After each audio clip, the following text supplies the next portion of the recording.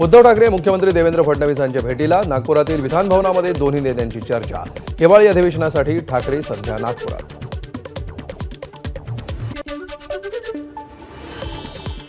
नागपूरमध्ये उद्धव ठाकरेंनी घेतली विधानसभा अध्यक्ष राहुल नार्वेकर यांची भेट। विरोधी पक्षनेते पदाबाबत चर्चा नाही। 3 वर्षांनंतर आदित्य आणि उद्धव ठाकरे नार्वेकरांच्या भेटीला। स्वातंत्र्यवीर सावरकरांवरून उद्धव ठाकरेंनी काँग्रेसला सुनावलं। काँग्रेसनं सावरकरांवर बोलणं सोडावं उद्धव ठाकरेंचा सल्ला, तर भाजप आणि मोदींनीही नेहरूंबाबत बोलणं बंद करावं ठाकरेंचं वक्तव्य। वर्तमान धोक्यात असल्यामुळे भूतकाळातील घटनेवर आम्हाला बोलायचं नाही। आमच्यासाठी राज्याचे प्रश्न महत्त्वाचे, नाना पटोलेंचं वक्तव्य। तर ठाकरेंनी दिलेल्या सल्ल्यावर बोलणं नाना पटोलेंनी टाळलं। फडणवीस आणि शिंदेंना खोट्या गुन्ह्यात अडकवण्यासाठी पोलीस अधिकाऱ्यांच्या चर्चेची ऑडिओ क्लिप सभागृहात सादर। तत्कालीन उपायुक्त लक्ष्मीकांत पाटलांचं निलंबन आणि प्रकरणाच्या चौकशीसाठी एसआयटी स्थापन करा, दरेकरांची मागणी। शिंदे फडणवीसांना खोट्या गुन्ह्यात अडकवण्याचा कट, संबंधित प्रकरणाच्या चौकशीसाठी एसआयटीची घोषणा। गरज पडल्यास माजी पोलीस महासंचालक पांडेंचीही चौकशी करणार, मंत्री शंभूराज देसाईंची माहिती। माझ्या मंत्रिपदासाठी फडणवीस आग्रही होते, भुजबळांचा मोठा गौप्यस्फोट। मंत्रिपद कुणी नाकारलं हे शोधावं लागेल, भुजबळांचं वक्तव्य।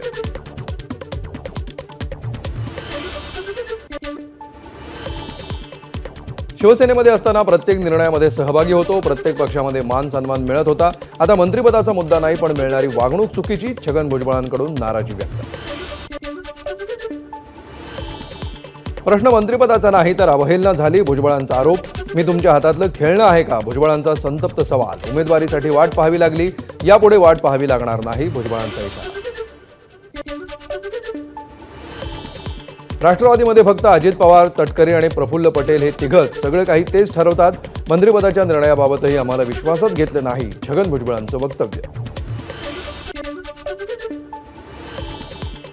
राष्ट्रवादी स्थापन करताना पवारांनी सगळं काही विचारलं, पवारांच्या भाषणाआधी भाषण व्हायचं, छगन भुजबळांची माहिती। आता 41 आमदार निवडून आल्यामुळे गरज वाटत नसेल, भुजबळांनी नाव न घेता अजित पवारांवर व्यक्त केली नाराजी।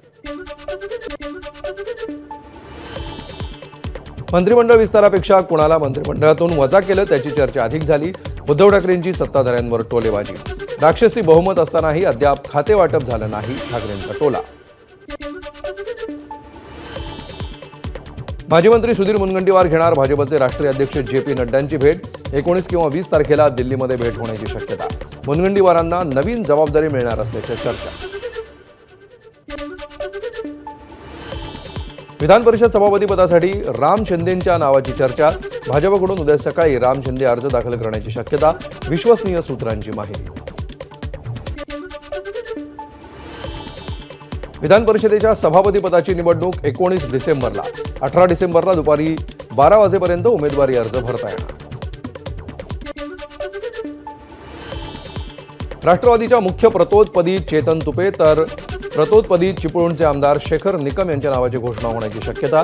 दोन्ही आमदारांची नावं विधानसभा अध्यक्षांकडे पाठवल्याची सूत्रांची माहिती। परभणी आणि बीडच्या मुद्द्यावरून विधानसभेतून काँग्रेस आणि राष्ट्रवादी शरदचंद्र पवार पक्षाचा सभात्याग। सरकारवर सदोष मनुष्यवधाचा गुन्हा दाखल करावा, विरोधकांची मागणी।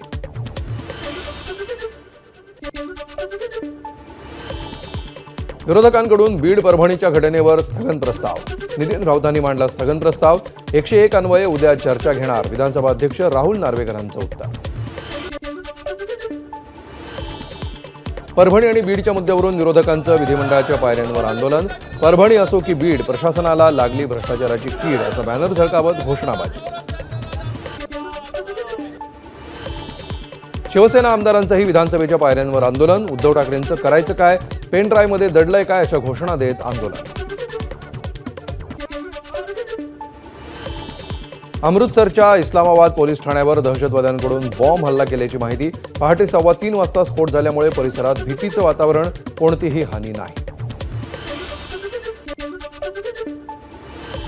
दक्षिण पॅसिफिक महासागरात असलेल्या वानुआतू बेटावर 7.3 रिश्टर स्केलचा शक्तिशाली भूकंप।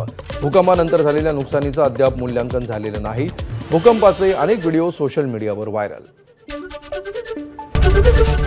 एबीपी माझा, उघडा डोळे बघा नीट।